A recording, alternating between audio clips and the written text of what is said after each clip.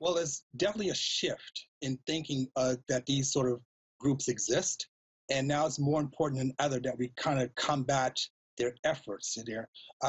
White nationalist supremacists, they have a need to be heard. They feel that they want to be heard.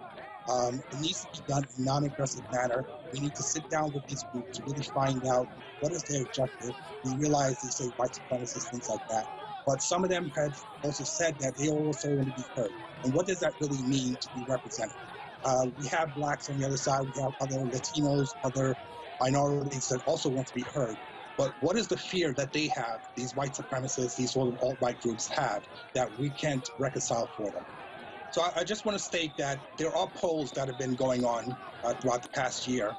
And the race relation polls have stated that there's 57% worse than they were before Trump took office, which is very vital statistic that people really need to understand. So even though we had the president, who's supposed to be our commander-in-chief, our leader of the country in general does not agree with what he's saying.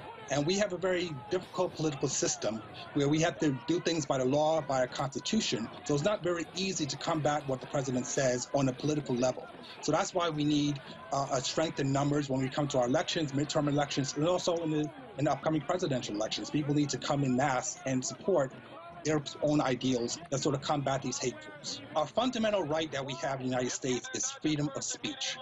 So I'm not going to necessarily say that they should not be heard, but it should be done in a respectful manner.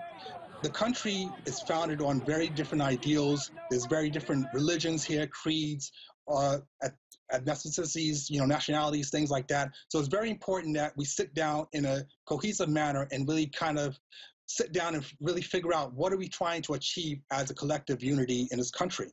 So I'm not going to say that they should not be heard, but they should be respectful of other people in that manner. And having riots and things like that, killing people at these riots is not the way to go.